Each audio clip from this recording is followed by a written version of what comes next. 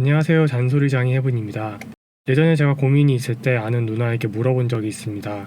그 누나는 저에게 너다운 선택을 하라고 말해줬습니다. 얼마 전에 어떤 연예인이 먼 곳으로 떠난 일이 있었습니다. 그때 저는 도파민에 대한 영상을 만들어서 올렸습니다. 이렇게 불안정한 상황에서 저는 제 작업에 집중하지 못합니다. 평소에도 불안이 많아서 이런 부분까지 이미 고민을 해봤기 때문입니다. 제가 유튜브에 영어를 올리는 이유는 여러분의 시간을 절약하기 위해서입니다. 지금은 누군가의 시간이 통째로 사라질 수도 있기 때문에 제가 더 중요하다고 생각하는 정보를 다루겠습니다. 기다리고 계신 분께 죄송하다는 말씀을 다시 한번 드립니다.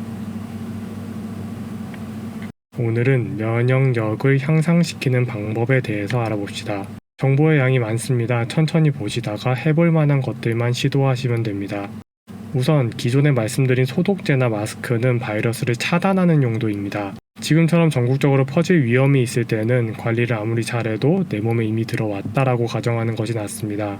지금 가장 안전한 분들은 모순적이게도 걸렸다가 나은 분들입니다. 증상이 없이 나아서 이미 항체를 가지고 계신 분들에게는 지금부터 말씀드릴 내용이 과잉 대응이 된다는 점을 알려드립니다. 바이러스가 내 몸에 들어온 이후부터는 내 몸의 면역체계가 이겨낼 수 있도록 사전에 건강 관리를 해야 합니다. 흔히 알려진 몸을 따뜻하게 하고 따뜻한 물을 자주 마시는 것도 이런 활동에 해당합니다. 이전에 제가 말씀드린 건강 관리의 기본적인 원칙 3가지가 있습니다. 자주 쉬세요, 고개를 드세요, 채소를 드세요. 기본적으로는 같은 원리가 적용됩니다. 우리 모두는 활동과 휴식을 반복하며 살아갑니다. 그런데 일을 하시는 분들은 활동과 휴식의 비율에서 활동이 지나치게 높습니다. 가장 큰 원인으로 삶의 무게를 짊어지고 있기 때문이기도 하지만 대부분의 사람이 자기가 하는 행동을 선택하는 기준이 도파민의 부족이라는 것도 또 다른 원인입니다. 도파민은 대표적인 각성 물질로 깊은 휴식을 취하는 데 방해를 합니다. 간단하게 예를 들어서 저녁에 커피를 먹으면 깊은 잠에 들지 못하는 겁니다. 평소 같으면 상관없지만 지금은 의식적으로 휴식의 비율을 늘려서 이 균형을 맞춰줘야 합니다. 우리나라의 산업은 직장에 다니는 대부분의 분들이 감기 증상이 있어도 쉬지 못하고 약을 먹어가며 일을 계속해야 하는 구조입니다. 오전에 감기 기운이 있다고 오후에 일 안 한다고 못합니다. 오늘 밤에 머리가 깨질 것 같이 아파도 다음날 쉰다고 못합니다. 괜찮아질 수도 있고 눈치가 보이기 때문에 어지간히 아프지 않으면 말하기 어렵기 때문입니다. 자영업 하시는 분들도 쉬는 것이 쉽지 않습니다. 하루 쉬면 매출은 줄어드는데 월세와 관리비는 줄지 않기 때문입니다. 우리나라 사람들은 이렇게 아파도 일을 하는 습관이 배어 있습니다. 이 바이러스가 치사율이 높지 않기 때문에 젊은 분들은 걸려도 괜찮을 겁니다. 하지만 주변에 쉬는 것을 어색해하고 참는 것에 익숙한 어르신들이 있을 겁니다. 이런 분들은 증상이 시작되는 초기에 반드시 치료를 받아야 합니다. 채소가 몸에 좋다는 건 다들 알고 계실 겁니다. 그런데 채소는 우리가 알고 있는 것보다 훨씬 더 몸에 좋습니다. 어떻게 좋은지를 하나하나 말씀드리기에는 시간이 모자라서 드시는 방법에 대해서만 설명합니다. 생물에게는 자신들이 살아가는 데 필요한 양분이 있습니다. 우리가 다른 동식물을 먹는 것은 우리 몸이 세포 활동을 하는 데 필요한 양분을 다른 생물에게서 빌려오는 것입니다. 각각의 식재료가 가지고 있는 영양분을 파괴하지 않는 것이 그러니까 되도록 생채소가 낫지만 너무 억세거나 맛이 없을 수도 있고 기생충이나 기타 세균 또는 독성이 남아있을 수도 있습니다. 그래서 우리는 채소를 조리하여 그것들을 제거하고 먹습니다. 신선한 재료로 영양분의 파괴는 최소화하며 짧은 시간 안에 먹는 것이 좋습니다. 바이러스가 우리 피부를 뚫지 못하듯이 채소도 표면에서 자신을 보호하는데 조리하는 것으로 이 조직이 파괴되거나 느슨해지면 영양분의 손실이 급속도로 이루어지고 세균이 번식하기 시작합니다. 과일의 껍질에 영양소가 많은 것도 우연은 아닐 겁니다. 우리나라에서 방금 말씀드린 방식으로 먹는 대표적인 음식이 나물입니다. 나물 이외에도 자주 드시면 좋은 한식으로 쌈채소가 있습니다. 짧은 시간 안에 채소를 데쳐서 먹는 샤브샤브도 아주 좋습니다. 하지만 밖에서 식사를 하시는 대부분의 분들은 평소에 채소를 먹을 기회가 별로 없을 겁니다. 이럴 때는 채소를 가지고 다니면서 기존의 식사와 함께 드시는 것이 좋습니다. 씻어놓고 방치하면 물기에 의해서 채소가 죽어가기 때문에 먹기 직전에 씻는 것이 낫습니다. 적어도 하루에 한 끼는 밥보다 많은 양의 녹황색 채소를 드시는 것을 추천합니다. 여러가지 채소가 있는데 쉽게 구할 수 있으면서 보관성도 양호한 채소로 양파와 깻잎이 있습니다. 양파는 많이 먹기는 어렵고 먹고 나서 입냄새가 나기 때문에 깻잎이 무난할 겁니다. 참고로 채소만 너무 먹는 것도 좋지는 않습니다. 탄수화물, 단백질, 지방은 생명을 유지하는 기본적인 영양소입니다. 채소를 가지고 다니기도 어려운 분들이 많을 겁니다. 이런 분들에게는 식초를 추천합니다. 식초를 바깥에서 오래 보관하면 항산화 물질의 효과는 기대할 수 없지만 식초 자체가 바깥에서는 산성이지만 몸 안에 들어오면 염기성으로 바뀌는 알칼리 식품입니다. 알칼리성 식품에 대해서는 다른 전문가를 소개해드리겠습니다. 식초는 보관성이 상당히 좋기 때문에 위에 자극적이라는 점만 제외하면 거의 완벽한 음식입니다. 가지고 다니면서 물에 드실 수 있는 만큼만 타서 드시는 것도 좋고 평소에는 탄산 음료를 먹더라도 지금은 식초가 섞인 음료를 대신해서 마시는 것도 좋습니다. 대중적으로 먹기 좋을 정도로 식초가 들어있는 제품이 미초입니다.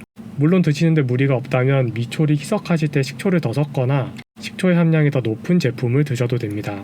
늘 숙이고 있던 고개를 드는 것은 우리 몸의 균형을 맞추는 역할을 합니다. 몸이 뒤틀려 있으면 그만큼 혈액의 순환이 느려집니다. 하지만 몸의 균형을 바로잡으려면 정말로 많은 시간을 투자해야 해서 당장에 할 수 있는 일은 많지 않습니다. 지금 당장 실행할 수 있는 것으로 가끔씩 일어나서 걷는 것이 있습니다.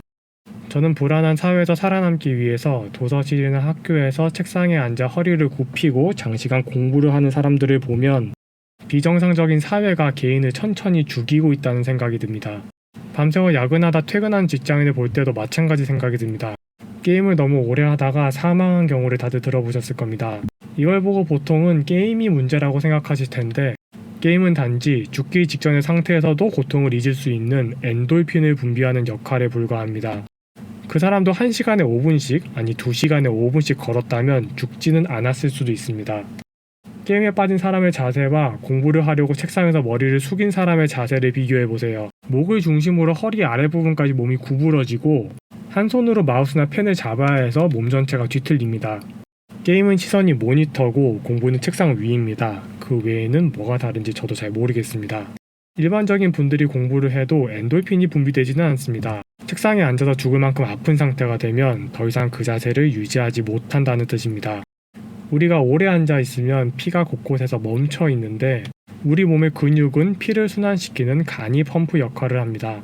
일어서서 쓰러지지 않으려고 온몸에 힘을 준 상태에서 가볍게 걸어주면서 전체적인 근육을 수축시키는 것만으로도 앉아있을 때보다 훨씬 더 많이 혈액을 순환시킬 수 있습니다.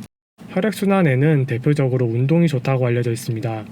운동이 우리 몸에 좋은 대표적인 이유 2가지는 혈액순환과 세포의 재생산입니다. 근육이 상처를 입으면 우리 몸이 그것을 회복하려고 하는데 회복하면서 혈액을 순환시키고 회복하는 시스템을 활성화시킵니다. 이렇게 회복하는 시스템이 근육의 손실을 회복하면서 망가져가고 있는 다른 기관에도 긍정적인 영향을 미칩니다.